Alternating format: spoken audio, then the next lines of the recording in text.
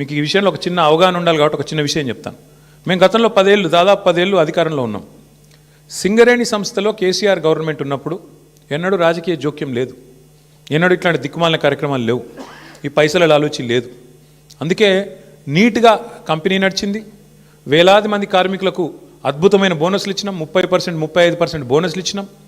సంస్థ బాగు కోసం ఆలోచించినాము, సంస్థను లాభాల్లోకి తీసుకొని పోయే ప్రయత్నం చేసినాం. వేల మంది కార్మికుల వాళ్ళని సంరక్షించడం, వాళ్ళకి ఇచ్చిన వాగ్దానాలు నెరవేర్చడమే లక్ష్యంగా మేము పనిచేసినాం. అందుకే ఆ రోజు సింగరేణి సంస్థలో ఏదైనా టెండర్ పిలిస్తే ఎస్టిమేటెడ్ వాల్యూ కంటే మైనస్లో పోయేది టెండర్. ఎస్టిమేటెడ్ వాల్యూ 100 రూపాయలు అయితే -10, -20 అంటే కాంపిటీషన్ ఉండేది.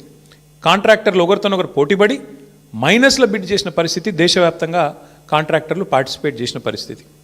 వీళ్ళు సింగరేణిని ఒక బంగారు బాతులాగా చూసి దీనిలో ఎట్లా డబ్బులు సంపాదించాలని ఆలోచన చేసి ఒక కొత్త విధానం, ఒక కొత్త నిబంధన తీసుకొని వచ్చినారు.